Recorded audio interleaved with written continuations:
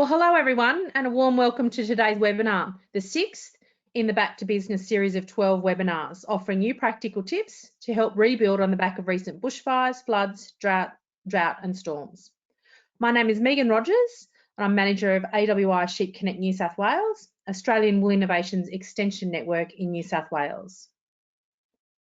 These webinars are hosted by Meat and Livestock Australia, Australian Wool Innovation, AWI Sheep Connect New South Wales and Integrity Systems Company, with support from New South Wales DPI, New South Wales LLS and New South Wales farmers.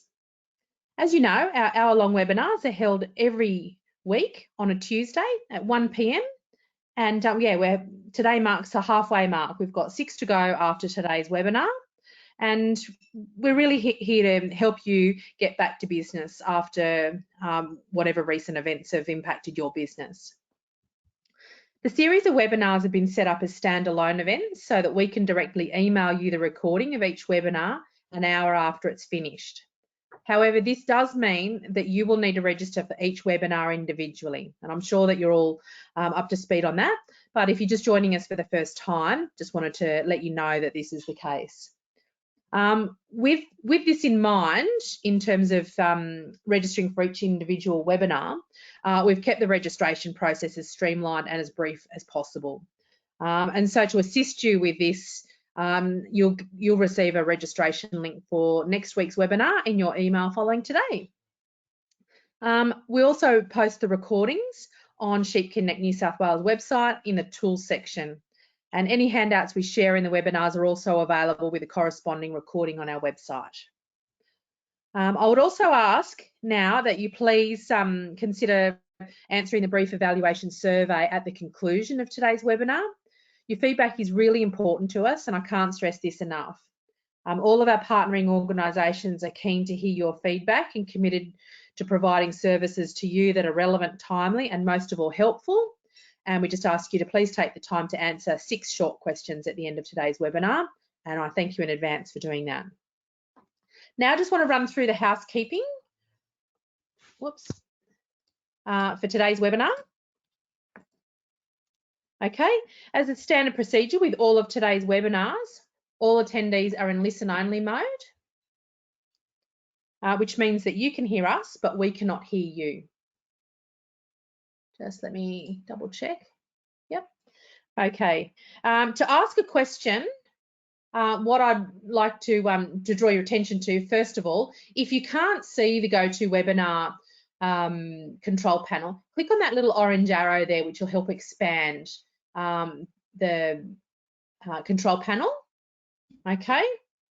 And handouts, which are really important, I want to mention now. We've put together a handout with a lot of different tools and resources for feeding livestock, and that's available. So if you click on handouts, you'll find a PDF there. There's 3 handouts, and there's one there which is a whole lot of resources that we've compiled as an adjunct to today's webinar.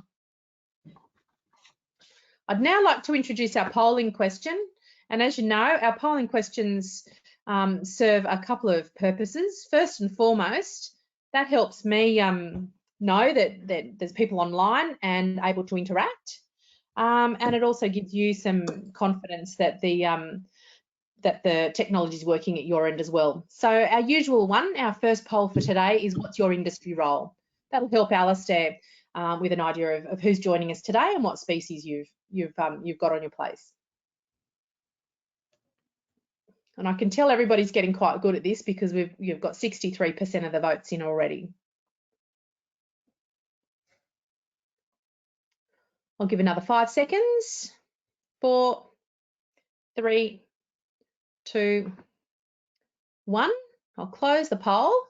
Got a really interesting audience today, Alistair. We've got 5% sheep only, 23% cattle only, 9% are multi-species, nearly 60% are advisors, and 5% are other. That's an interesting one. Thanks everybody from that. Alistair's also asked me if I can ask where people are from, and that's our second poll question for today. So whether you're from New South Wales, Queensland, Victoria, South Australia, and apologies to those who are joining us from Tassie or Western Australia. I was only able to put 5 answers in there, so it's not that we're wanting to discriminate against anybody from our southern or western extremities. It's just yeah, what I was allowed to do today. Okay, and 81% of you have already voted, so we're all yeah, quick off the mark with that one. So I'll just close that poll and I'll share the results for that one. Interestingly, 69% are from New South Wales, 8 coming from Queensland, 12% from Victoria, 8% from South Australia, and 4% from Tassie and WA. And welcome everybody from outside New South Wales. Okay, so thanks everybody for your patience. I'll now introduce today's presenter, Alastair Rayner of Rayner Ag. For those of you who don't know Alastair, he's been working in livestock advisory game for some 20 odd years and has been at the helm of his own business since 2013. Many of you will know Alastair and be familiar with him from throughout the industry over the years. And yeah, we're going to hear a lot of practical advice from Alastair today. Welcome Alastair, and I'll hand over to you, and I'll now mute myself as well. Thank you, Megan. Just find you on here. There you are. Okay, can you see my screen? Show my screen. Okay, how's that? Yep, just starting to come through now. Yeah, okay. I think. So, yeah, now. Thank you. Still a few bandwidth, few bandwidth issues there, so it might be a bit slow. Well, good afternoon, ladies and gentlemen. Again, thank you for taking the time to come through and be part of this session. This is, I guess, where we're really starting to hone down in some of the practical applications that we would like you to be thinking about as you start to rebuild your business and make it, I guess, much more resilient to the changes that are happening. And it's interesting to note that there's a lot of advisors joining today, so hopefully you'll pick up some ideas that might also be useful to your clients as you're giving advice. The first couple of things that I really wanted to go back and touch on, for those of you who haven't been to the Back to Business workshops and webinars so far, when we started this series a few weeks ago, I was the presenter of the first session. And I spent a lot of time talking about the importance of setting goals and having a plan around where you want your business to look to be. And I talk a lot when I'm using plans to discuss the idea of a what we call a SMART plan. So SMART stands for specific, measurable, achievable, realistic, and timely. And that particularly is, I think, an acronym that should apply to every feeding program or nutritional program that we adopt or undertake for any species. Quite often, during the last 4 or 5 years of the drought, I think my workload was principally around nutritional requirements rather than anything else associated with livestock management. And one of the things that I found to be a common theme, no matter where I went in the country, was that there was a lack sometimes of clarity around nutrition. And I don't know that we were smart in the way that we were feeding. I think we probably got there in the end, but to start with, and I think quite often, plans and understanding of nutrition are what I would call to be not smart approaches. What I found, and I know talking to a lot of my peers in their roles and working with producers, was a lot of programs, and especially during the drought, were not achievable and they weren't realistic. And they're the two, I guess, big failings around nutritional programs, is that people have weaknesses and they fall down in what they actually hope to achieve and what's realistic for what their circumstances are. So today is really about giving some more confidence to help set some smart goals. What we did find during the drought, and this was very much the results of 3.5 to 4 years in New South Wales with a little bit of work in interstate. But people had a tendency, and my anecdotal work would suggest there was about 86% of people that I was involved with commenced their programs either overestimating how good their feed was, how much feed they were actually providing, or how well conditioned their livestock actually were. They also tended to combine that with underestimating the livestock requirements, the livestock needs on a daily basis.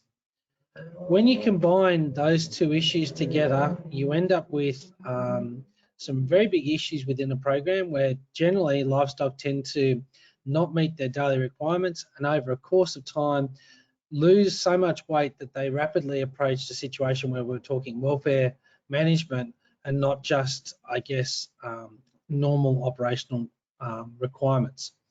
So it really is important to understand exactly what it is that your feed has to offer, and equally important how much you have, and to have a really good comprehensive understanding about livestock condition.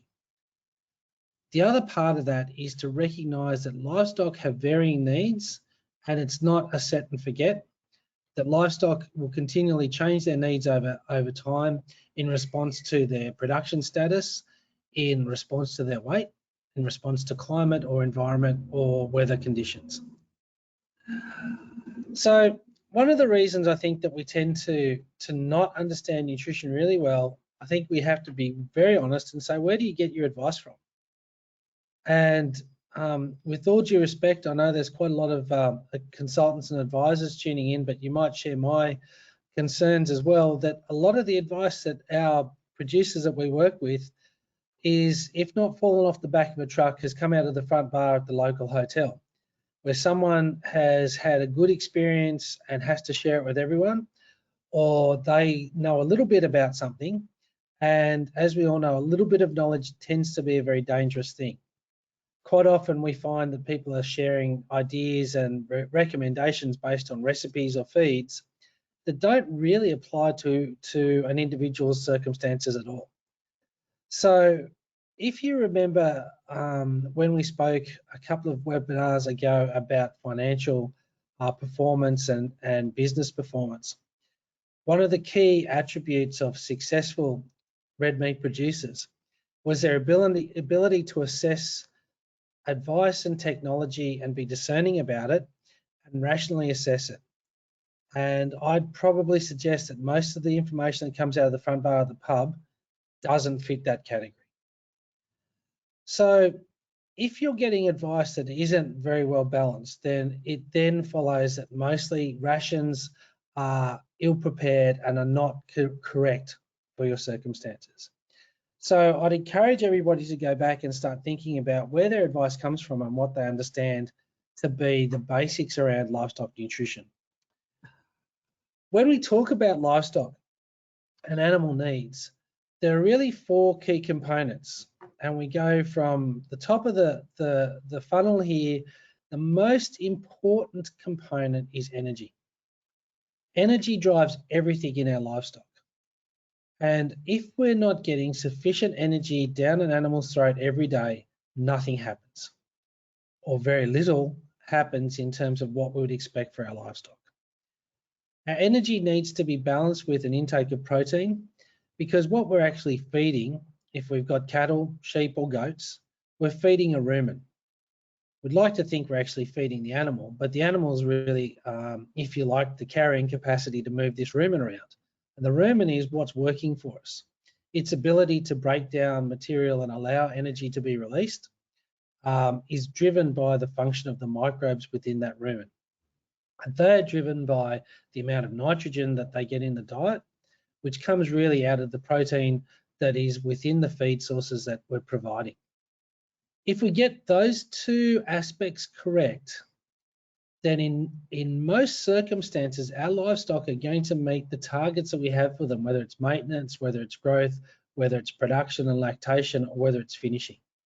But if we can't balance our energy and our protein intakes correctly, then we really start to see our programs go off track and then become costly or ineffective. You'll notice that I put vitamins and then minerals in small letters, and certainly right down towards the bottom of the funnel. We spend a lot of time worrying about vitamins and minerals. Yes, they're very important for metabolic processes and other functions within an animal, but they tend to be not the greatest limiters to animal performance. So when we're worrying about how to make our animals be more efficient and to have our rations balanced more correctly, the greatest emphasis really has to be first on energy and protein, making sure that we don't have lack of vitamins and minerals. And so those of you who fed during the drought will know that vitamins A, D, and E were certainly the limitations because of the feed conditions we had. And we did worry about that at that time. But in normal circumstances where we're providing pasture that has adequate levels of vitamins within them, then we generally don't have to worry so much. And minerals tend to be only an issue in certain areas. And again, what I'd suggest is before you go out and start panicking about addressing minerals or vitamins as your principal concern, make sure you've got your energy and protein story wrapped up first.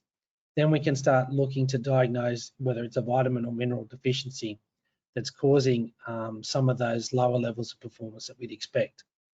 Many years ago when I worked at Tenterfield, we spent a lot of time worrying about cobalt and copper in some places, but when we go to visit those particular locations, we'd find that the real deficiency in those programs was not vitamins and minerals at all. It was actually a lack of protein in the diet that was restricting animal intake, which meant that there was less energy going down the animal's throat and performance was lacking.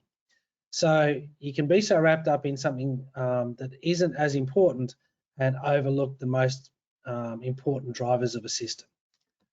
So when we think about energy and protein, energy always comes first. And this is from a really good program that AWI has put together, which is called Winning with Weaners.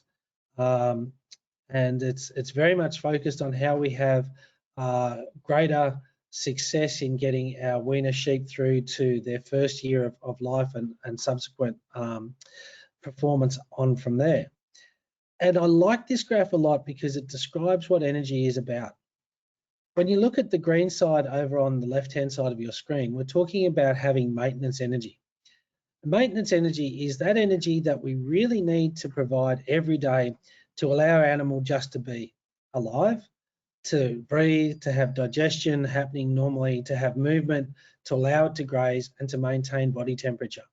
And I'll come back to talking about body temperature shortly. But maintenance requirements vary dramatically. So it's important to remember that your live weight, your sex, the weather, the activity that you expect your animals to do and pasture digestibility all influence the level of energy that your animal needs each day just to maintain itself. If there's anything left over, that energy tips over into the orange side on the right-hand side, which we're calling production energy. It's the energy that we then use to grow muscle and fat, to grow wool, to grow young lambs or young calves, to allow milk in lactating animals. But it only happens when our energy intake exceeds our maintenance requirements.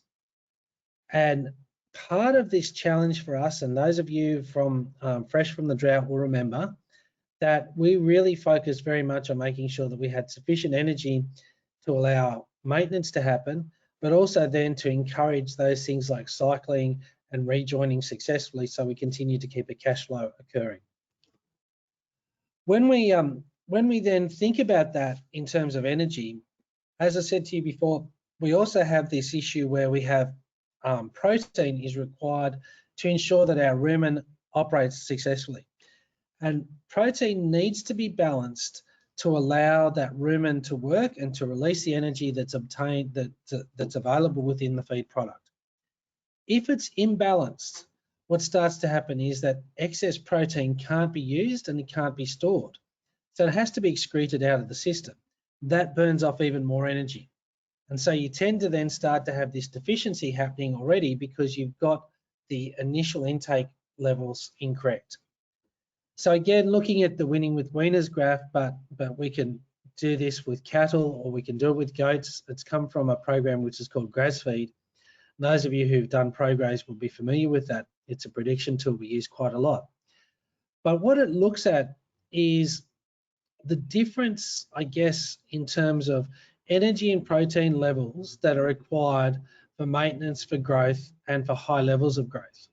And what you can see is if we look down on the green line to start with, which is called maintenance, even if we start to increase the level of energy available in a feed, if we went from 9 down in this left-hand side of the graph up to 14, we still won't get correct levels of maintenance happening if we don't also increase the amount of crude protein that's within the feed.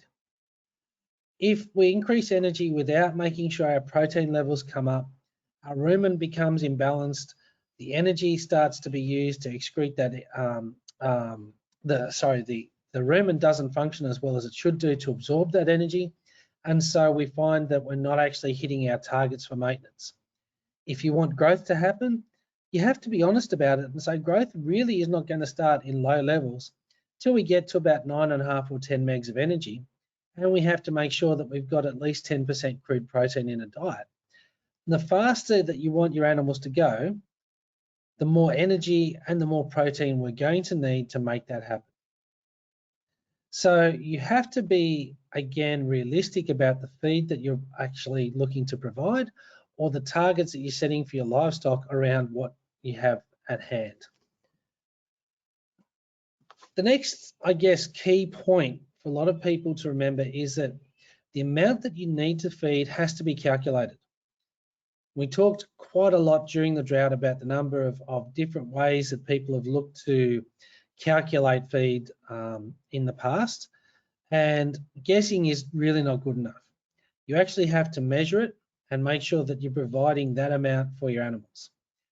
The second thing that is really vital to look at is that when we look at feeds, we're talking about it on a dry matter basis. When we talk about moisture content in a feed, one of the things that I've always sort of used as a little bit of a catchphrase is this expression, which is water holds no nutritional value. So you can't get fat on water, you can't gain weight on water, you need water for other metabolic processes, but if that's what you need, you're better off drinking it. In terms of feeding livestock, but water can throw some calculations out if you don't allow for it. Every feed that we provide contains a level of water in it.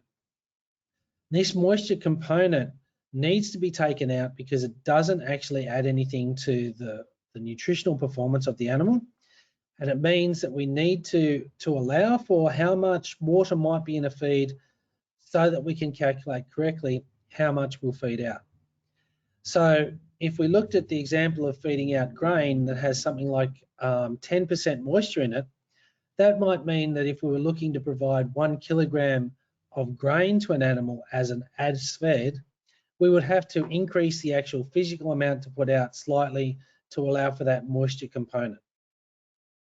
Now in grains, that's pretty easy, but for those of you who've been busy making silage, or if you have used a high moisture feed in the past, it's important to recognise that some high moisture feeds have possibly up to as much as 80% moisture. So we talk a lot about some of the sprouted grain products and so on that come out of the sheds. You'll see those different products. They come out with that sprouted grain, but when we actually look at it as an as-fed basis, a plate of that feed might weigh 5 kilograms, but 80% of that weight is actual moisture. So if you're looking to provide 5 kilograms of actual feed to an animal, you'll actually physically have to put out closer to 15 or 20 kilos to make up for that moisture that will be contained within that feed. So this is an important thing to remember. A lot of people forget to account for moisture in their haystacks, in their grain silos, in their rations that they provide. And so they put out 1 kilo, 2 kilos, whatever their amount is, without allowing for moisture. What you're actually doing is slightly underfeeding your animals every day. That might be okay for a couple of weeks, or if animals are in reasonable condition score. But as we saw over the drought, that gradual erosion each day of the daily requirements of our animals meant that we lost weight, we lost condition, and then we started to get into a position where animals were not able to cope with the challenges that came with production or with environmental changes. So it is important to make sure that you're allowing for moisture and making sure that you actually put out what needs to be fed, not just a simple straight out shovel full depending on what product you're using. So once upon a time, as a baby beef cattle officer in Glen Innes, we used to, in my first drought in about 1997, we used to provide rations for people. And one of my concerns at that time was that we'd provide rations for producers in kilograms of feed on an as-fed basis. And I used to see people mentally dividing that in a half or by a third and feeding out only half of what we would recommend. So not only did that cause underfeeding to occur, it was also a bit of a misuse of those rations because those rations were designed as minimum requirements. The other important point is that if you look back over the last 25 years, our cattle have got a lot bigger. So that the mature weights have got heavier, the size of our animals have gotten heavier as well. So what we are working on now, whenever we're talking to people about minimum requirements for stock, and the same has happened with sheep, I know our sheep have got slightly bigger in a lot of places, is that we talk about our minimum requirements based on a couple of things. The first thing is how much would we provide on a dry matter basis. So you'll see the first column there beside the life stage of the animals is DMI, stands for dry matter intake, which is basically that amount in kilograms of dry matter, so allowing for moisture, that we need to provide as a percentage on the live weight of our animals. So you'll see that to maintain a cow, we'd be expecting that she would need as a minimum about 1.8% of her weight on a dry matter basis for maintenance. So whether you've got 450 kilo cows or you've got 600 kilo cows, you can quickly work out the physical amount you need to provide. However, the next two things then have to reflect on what we talked about before. What is the minimum requirement of energy and the minimum requirement of protein that is required in that feed to meet those daily requirements for maintenance and in the case of as we go into mating or pregnancy, not just maintenance requirements, but that production energy as well. And basically what you'll see is that as we increase from maintenance through to joining, through to pregnancy and lactation, not only do our physical amounts of feed increase, but the energy requirements as a minimum and the crude protein requirements as a minimum also increase. So my tip for a lot of producers is don't just think that you can start feeding a ration to dry cows or to a group of animals and expect that that will be the same amount of feed and the same quality of feed that you will be providing to them at joining or when they start to calve down. The other key factor, which is also commonly overlooked, is the last column on the right-hand side, which is NDF, which is neutral detergent fibre. The fibre is something we often tend to overlook, but it plays a really big part in making a rumen function effectively. I'll come back to fibre shortly, but what you'll see is we've got, I guess, an optimum of where intake is going to be most optimum for classes of stock based on where they're actually up to. So in general, it's between about 30 and 60% fibre. But as we get down to pregnancy and lactation and with little calves, you'll see that they don't have a big capacity for low fibre feeds or high fibre feeds. And there's a couple of reasons for that. High fibre basically requires a fairly large rumen to digest that feed effectively. And if we looked at a late pregnant cow, there's not a lot of room inside her by the time you put a rumen and a growing calf in there to allow her to actually be physically able to eat high fibre diets. So we need to think about, is the stage of growth of pastures that we're offering to our animals sufficient to allow them to get the intake levels they need for their daily requirements. When we move on and look at sheep, again, what we started to look at is basing these around our dry sheep requirements on 40, 50 and 60 kilos, our pregnant ewes, our early lactation and our weaner sheep. And then again, this has been developed through looking at grass feed and also based on the ruminant standards of Australia. And if we picked our dry sheep at 50 kilos, you'll see that in a grazing environment, it's very similar to that one which we had for maintaining a dry cow. So it's about 8 megajoules per kilogram of dry matter. And you'll see that that protein as a minimum is 6 to 8% crude protein. So very similar, just a smaller ruminant, but in terms of having the balance between energy and protein, very much the same considerations. Obviously, as we start to move into pregnancy and then into lactation, you really notice if, again, we take that middle line, the grazing line, just how much that energy intake increases, but also how much that protein has come up as well to ensure that we've got sufficient rumen function to make sure that we can obtain the performance levels that we want. And it's vital to remember that these are the minimum guidelines. So if you can provide more than that, that's excellent. Just remember that if you keep increasing the amount of energy on offer, you may also need to make sure that the protein within that feed you're offering will also increase. So I talked just a little bit about fibre. And one of the reasons we talk about fibre or NDF is that we use it in a couple of ways, but basically it's a great predictor in terms of what voluntary feed intake will be. So how much an animal will physically be able to eat, and also the availability of the energy on a net basis within whatever ration we're providing. So when we've got low levels of fibre, so less than about 20%, generally indicates that it's got a very high level of energy. It's very highly digestible. So we know that energy and digestibility directly correlated, so high energy and high digestibility. And that also means we've got potentially a fairly high voluntary intake rate. The lower the NDF, the more the animal will eat. And that's basically a pretty good rule of thumb.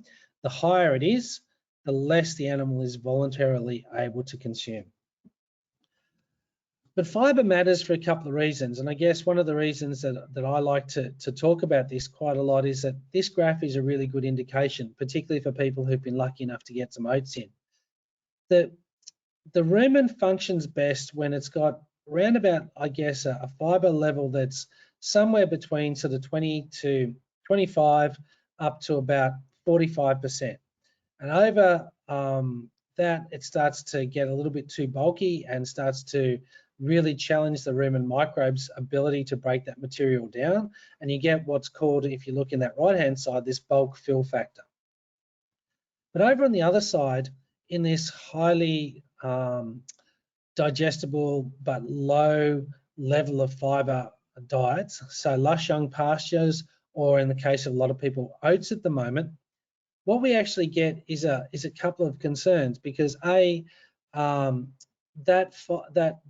oats crop or that young pasture doesn't have a lot of actual fibre in it. So our pH needs to sit within our rumen at about a pH of 7 or neutral. And if we don't get sufficient water intake, or in the case of ruminants, enough saliva being generated by chewing through rumination, then gradually our rumens become more acidic. And that leads to acidosis, which can lead to illness and poor performance.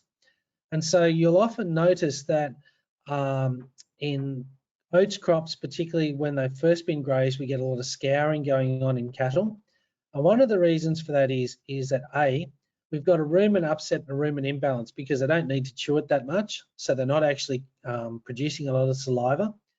There's a high moisture component within that pasture, so they're possibly not drinking as much as they normally would.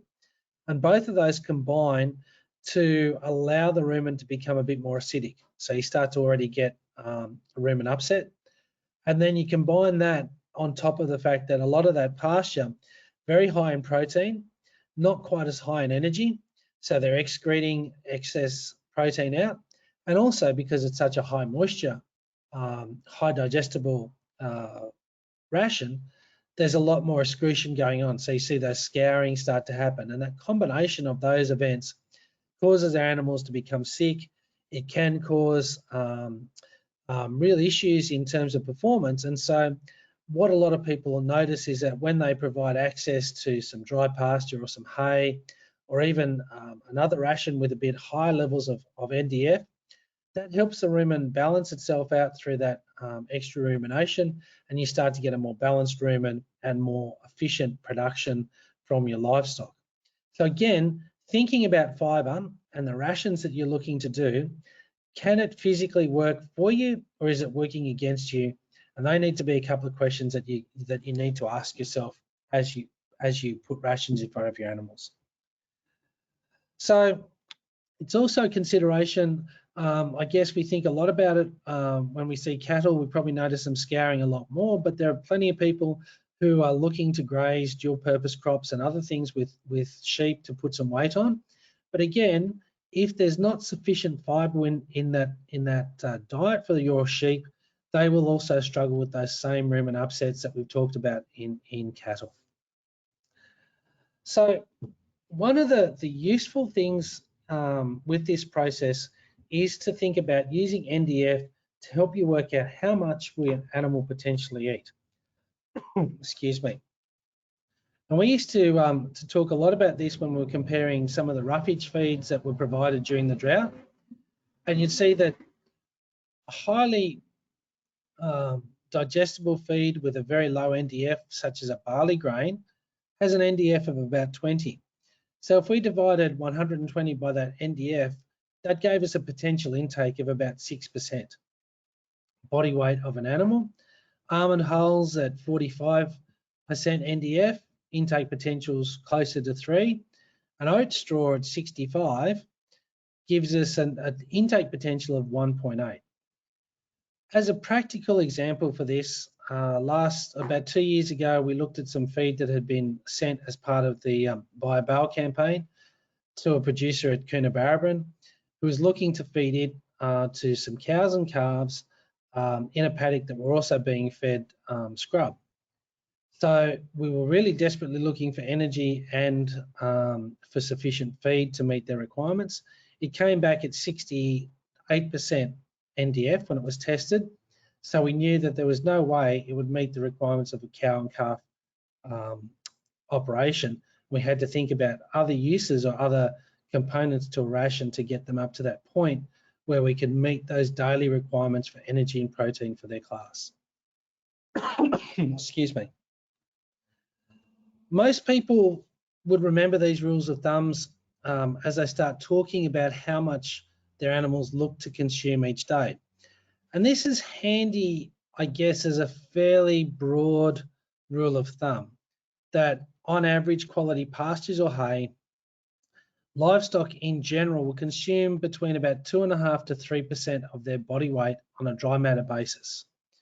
Now that's fine to do a rough assessment when you're out in the paddock to make some decisions about whether you are meeting their daily requirements or whether they need to be moved on to another paddock. But it is fairly rough because there's a fairly big variation, and you will have seen that in those graphs we showed you before for sheep and cattle that range from 1.8 up to 3.5 or 4%. So you can use it as a guide, but use it only as a guide, and to make some more refined decisions. I'll show you a couple of tools that we've been using very successfully in the last couple of years. The best one is the revised drought and supplementary feeding calculator that's been developed by New South Wales DPI. This calculator is the second version, and it's a little bit more advanced for a couple of reasons, and offers some great capacity for you to make some practical decisions about livestock in a paddock environment. You can do the traditional use that we've always had, which was to compare the value of feeds on a dry matter basis for the cost of energy or the cost of protein. It will also allow you to develop rations and mix up to 5 ingredients together. Importantly, then you can start to put it together in terms of how much to provide livestock of a certain weight and a certain class, and will give you some results to help you make some more accurate decisions about a feed budget, and also about the suitability of that product for the class of stock that you're looking to feed. Where this app has become a little bit more refined is that in the background, it accepts the fact that once the drought's over and we come back to a situation similar to where, if you like, these sheep are in this paddock, we'll be offering green feed to a lot of stock that might still be insufficient in quantity on a dry matter basis, or might be, even though it's green, lower in digestibility and therefore lacking in energy and protein for their specific needs. So the calculator now allows you to start to do two things. The first thing is that it asks you to set your digestibility, and you don't really need to be a trained agronomist to do this. This graph that you can see on the left-hand side, if you've done ProGraze, you'll have seen this before, but it's a very common graph. I don't spend with people too much time worrying necessarily about the amount of digestibility or energy that are on either side of the vertical graphs. More importantly, I say, well, where does your pasture look at when you're standing there in the paddock looking at it? Is it active green growth? Is it early flowering? Is it mid-flowering and there's a bit of green and dead in there? With this graph now, you just put your finger somewhere where you think your paddock is best represented, and that will accept your visual estimate and give you a digestibility rating. The second part of that is that on the right-hand side of your screen is for you to think about what your average pasture height is across your paddock and how dense you think that pasture is. And again, some refreshers for those of you who've done ProGraze, that we know that pasture height and pasture density are the two factors that give us that total amount of pasture on offer. When you put that in, the app will calculate for you the amount of pasture feed that is available in front of the animals that you've got there. And that's quite useful, particularly if you haven't done some refresher for a little while, but you can start to look at thinking about how does this meet in terms of, are they getting sufficient amount of feed for the class of stock that I have? And what in the assessment that I put through for a pasture, being more than 20 hectares at 65% digestibility and 1,283 kilograms of dry matter, if we put that in for 300 late pregnant ewes in a mob that were 50 kilos in live weight, the daily intake per sheep is about 1.11 kilograms of dry matter per hectare. In actual fact, what that means when we cut to the chase is that 81.7 or 82% of their pasture, their daily intake of energy is coming from pasture. But they're still close to, I guess, that 18% of their energy requirement on a daily basis is not being met. So your supplementary feed programs need to kick off in order to make sure that those ewes hit your target for lambing successfully and being able to do a job as a mum with those lambs when they hit the ground. So what we can then start to do with that app is then start to compare how much we might look to do if we had oats on hand or if we had hay on hand or something along those lines. And so what you can see is that over in the final session, using oats as an option that was still in the silo, the daily amount that you'd need to feed to bring those animals up to their requirements would be just under 0.3 kilos a day, so 0.27 kilos a day as fed. That would mean that for those 300 ewes, you'd be putting out 81 kilos a day. So you can make some calculations around a feeder to ensure that you had sufficient amounts on hand. And it also gives you a cost for a day plus for a feeding period of a month, and a total feed period or the total amount of feed that you'd need for that group on an as-fed basis. So again, allowing for the moisture component. So in that case, you'd be looking at putting out 2.42 tonnes of grain for those 300 sheep for a month at a cost of $1,210. So it's quite a very quick and powerful way to make some decisions in paddock about what you need to do to get your animals to meet their daily requirements, to get their energy up to speed. If you didn't have oats or if you had a different supplement, you could then compare it. And so again, if we took a pasture and looked at it for a cow and calf group, Again, looking at more than 20 hectares at 65% digestibility, 1,167 kilo dry mass. For cattle, they're actually only getting 65% of their daily energy requirements. So a fairly significant shortfall.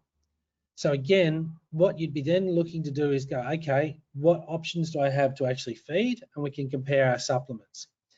And you'll notice that I've done two comparisons here. So I've looked at pasture hay and dried distiller's grain. To make it fit on the slide, I've just screenshotted it into two parts, but on your app, it'll come up as one continuous list for those two feeds.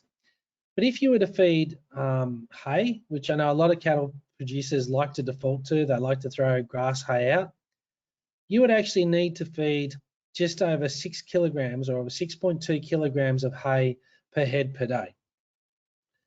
The cost, based on whatever that cost was that I had for pasture hay in my app, was around about $2.97 per head per day. So for a month, you'd be looking at $178 per head. The total ration cost on the right-hand side, you'll see is about $32,000 just over $32,000, and that cost on a per ton of dry matter is a fairly significant $533. Compare that, if you like, to using something like a dried distiller's grain.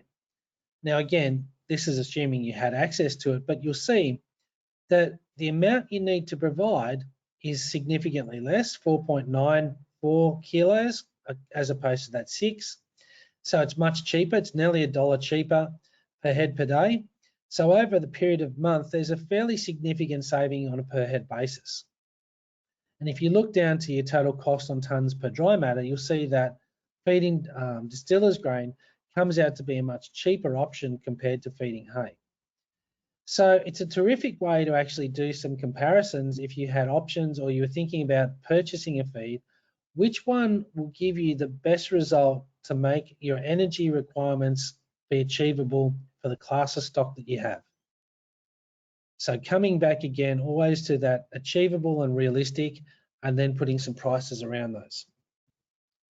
So I just wanted to do again some basic, if you like, how I sometimes use this graph. I do a little bit of a sensitivity table, and I use again the feed calculator to do some comparisons. But if we were looking to do a feed budget over a period of a month, which is all I generally do, I tend to do my feed budgets on a 30-day basis, because cattle will change condition and sheep will change condition in that 30 days. So again, obviously an 8-month pregnant cow in 30 days she'll calve. But to keep her on track to hit my target of calving fat score 3, we looked at using cereal grain at 13 megs per kilogram of dry matter.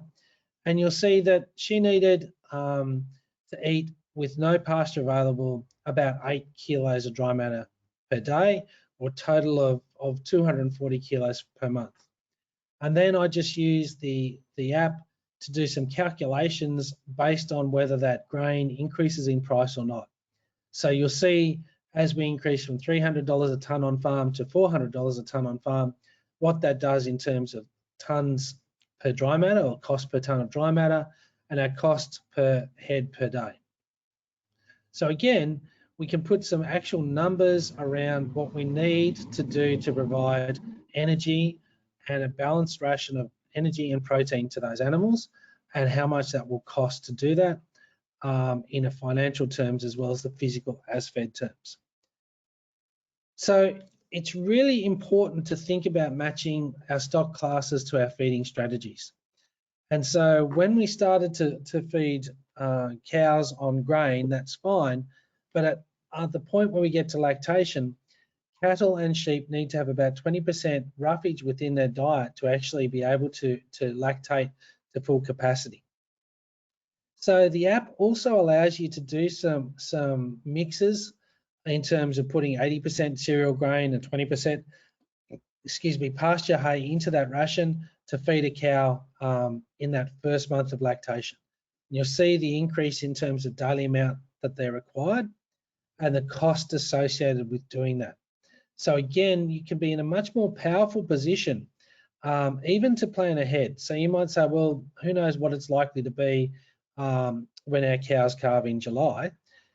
Well, what I say to all my clients at that point is, if you are in July, which is your low growth period of time, and your pasture is below basic requirements, let's just do some assumptions that it's at the bare minimum for maintenance. And now let's actually put in what a lactating cow would require. And you can do that with the app and ask yourself those worst case scenarios and put some costs there. And you can determine then whether those costs are achievable or not, or whether you should be locking into a pasture feed or a paddock ration while it's available before winter starts to kick in. I've done the same thing again with sheep. And again, these budgets are based directly from the feed calculator, using the amounts required based on the energy levels of that feed and the weight of that sheep in that late stage of pregnancy. Again, before she lambs down, and then we change it to, if we're thinking about lambing down a single in her first month of lactation, how much does that increase the daily amount of feed she requires, and what does that do to our daily cost, as well as then our ration for that first month.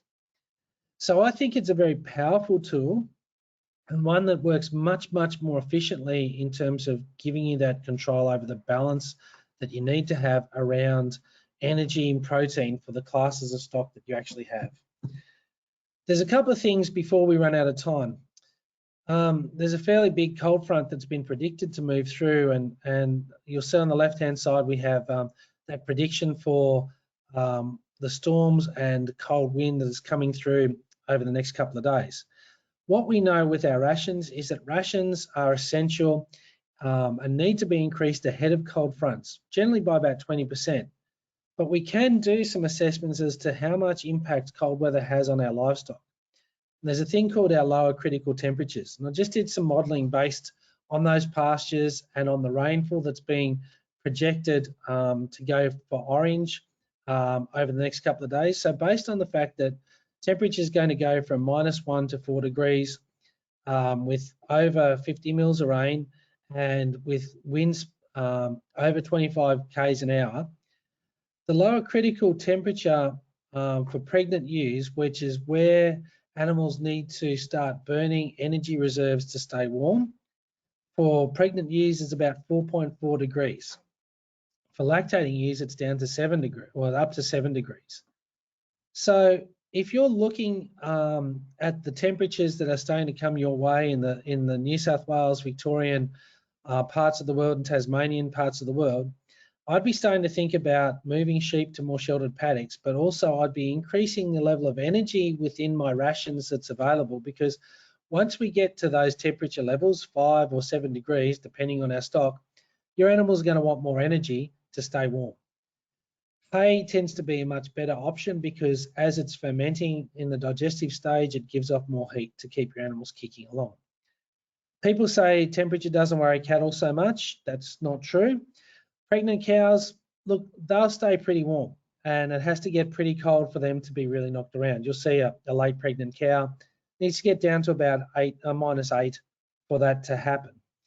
But as soon as that calf hits the ground and she doesn't have all the warmth of a calf inside her and she's shivering and she's trying to keep herself going and a calf going, temperatures for those cows, the lower critical temperature, very similar to a lactating sheep, about 7 degrees. So again, thinking about increasing your rations and making that additional energy available ahead of the cold change rather than when the cold change hits. So ultimately, a couple of things just, I guess, as we move through, doing your feed budgets need to be realistic.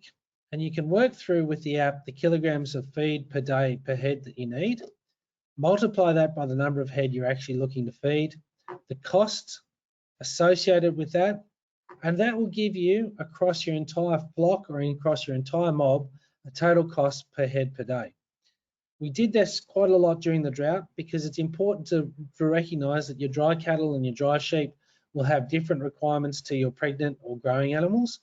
So I tend to use this graph in an Excel spreadsheet to do the calculations and keep it on track. But it's a fairly simple table, and most people have used it very successfully during the drought to do some budgeting and make better decisions. Ultimately, I keep coming back to this concept of choosing the right feed for your stock, and it has to be achievable and realistic. Is the feed that you're selecting the right feed for the energy needs of your animals? Is the balance right for the percentage of crude protein that's on offer? Will the fibre component impact the intake that your animals actually get to put down their throats? If it's too fibrous, they won't be able to eat enough of it. Their energy requirements are going to struggle. The other important point, we can't emphasize this enough, is to get your feed tested. If you don't know what your feed has in terms of energy, protein and fibre, then you really can't make those accurate decisions. All your feeds should be accompanied with a commodity vendor declaration, and you should be putting those in your LPA records. They're essential to keep track of and essential for your own quality assurance point of view, but I cannot stress this one highly enough.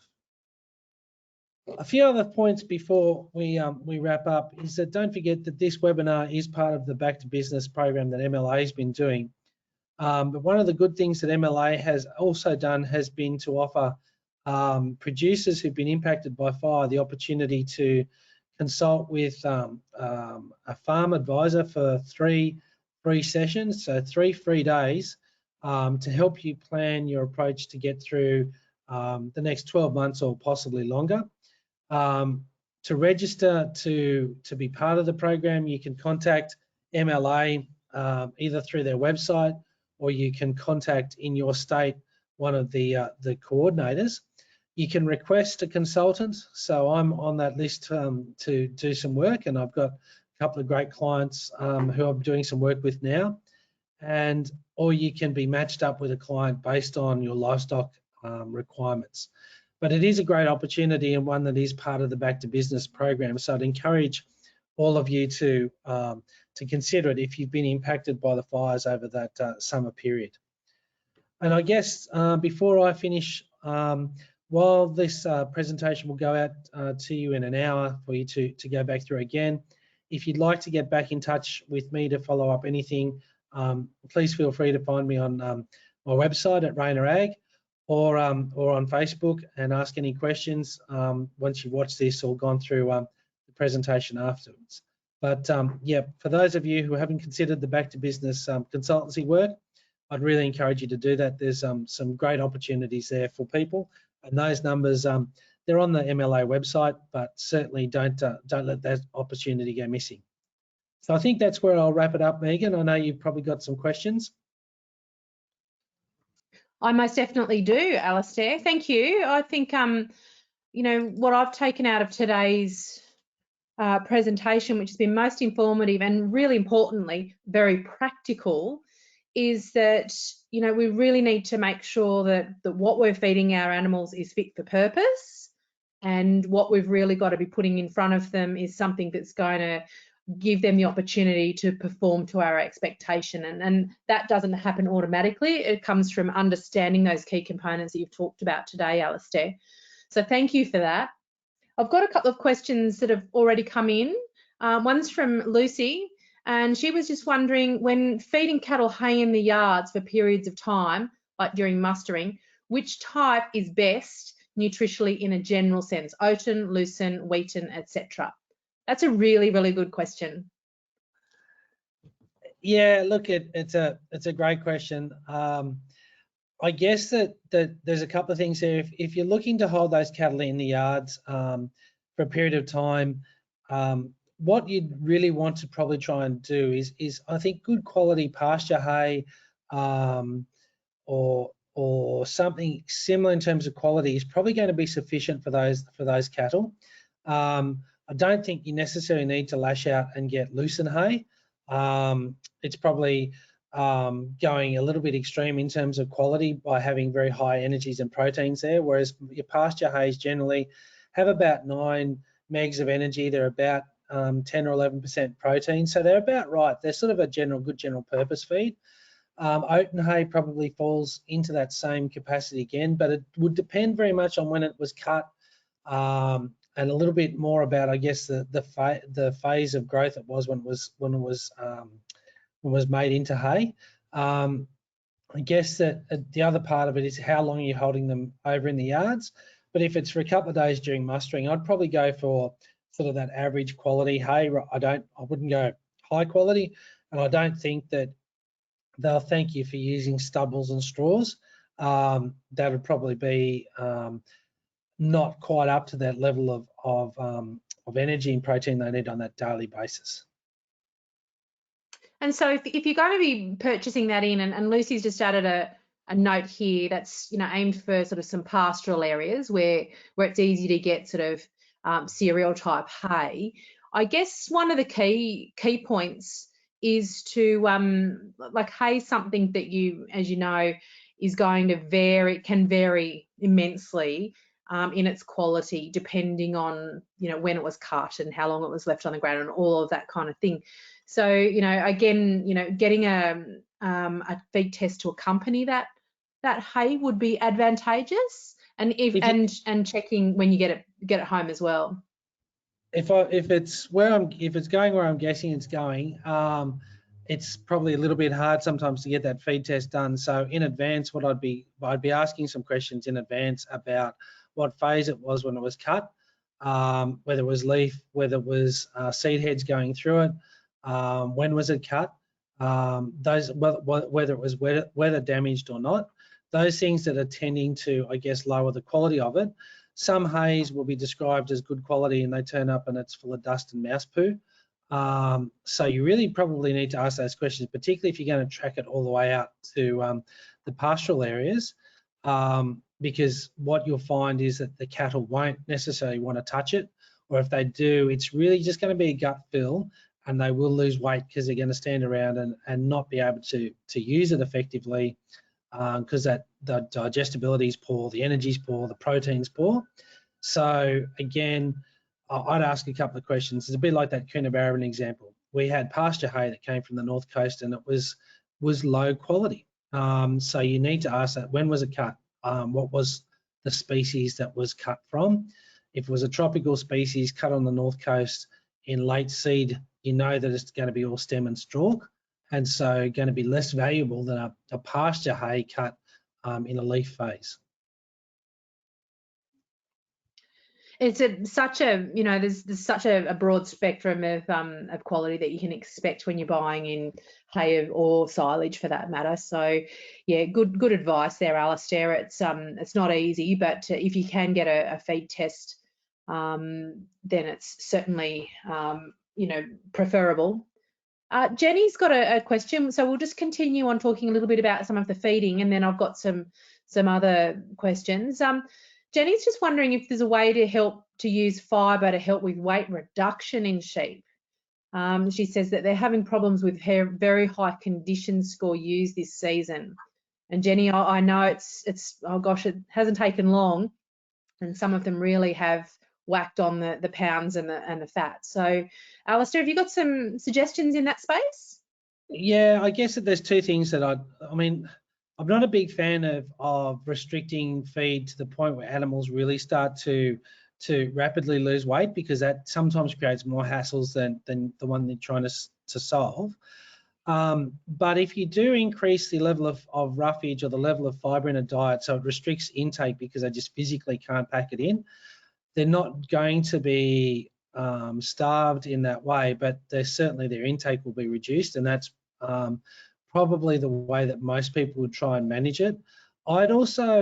My temptation would be to, again, probably defer back to the app and have an assessment about, if you put in their fat and their weight and the pasture, it'll tell you whether they're hitting their energy targets or not.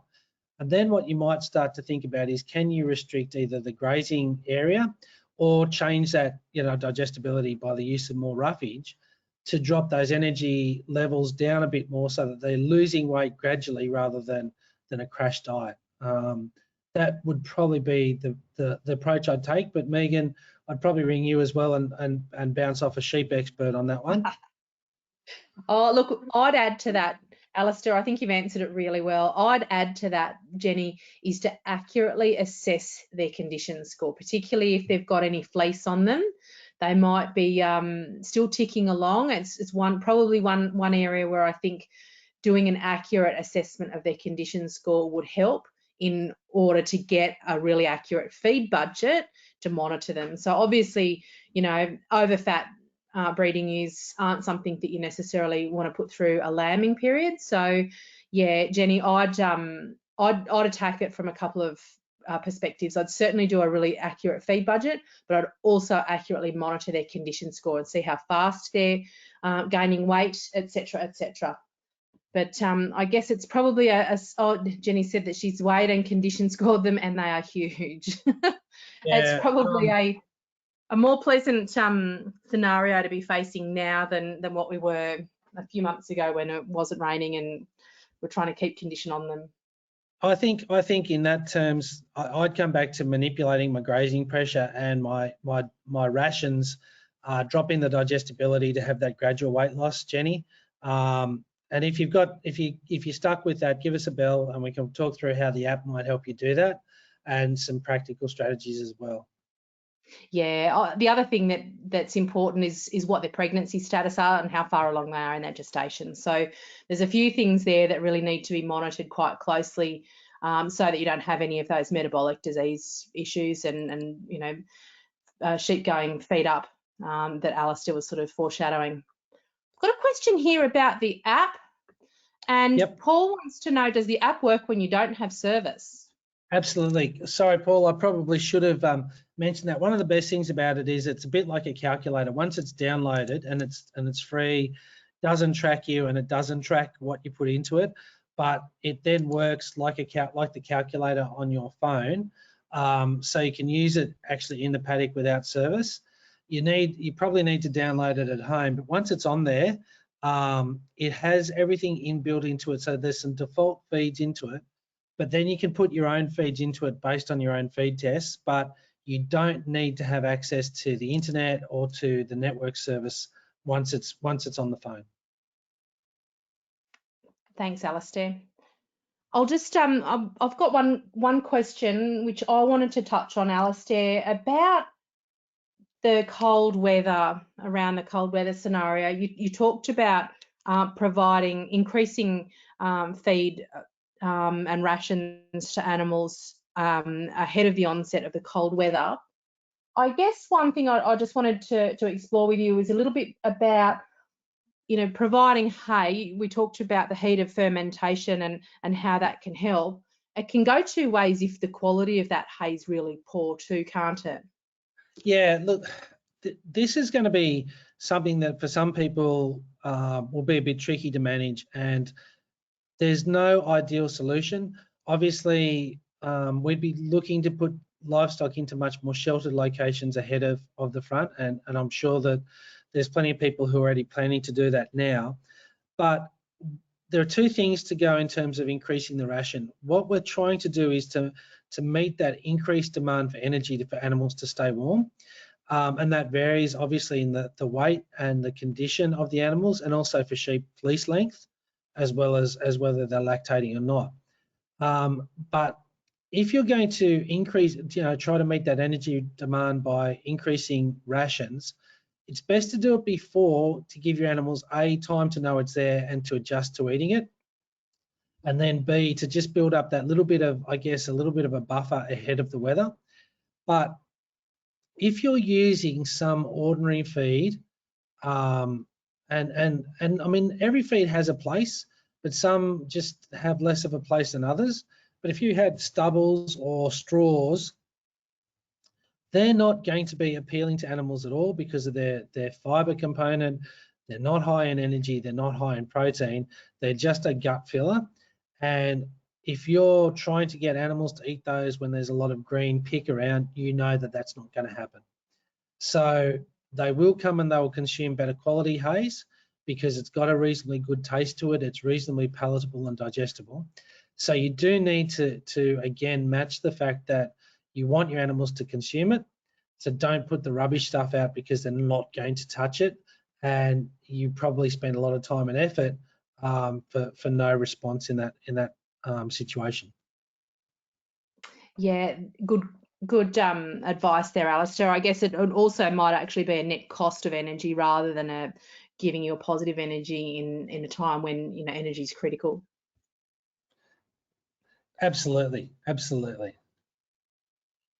Okay, so I haven't had any further questions, and we've run 10 minutes over time, which is not such a bad thing because we've had excellent questions. So as I start to wrap up, I just wanted to thank everybody for your questions. It's always nice to have interaction, and I think Alistair's explained, practically the answers to a lot of those questions.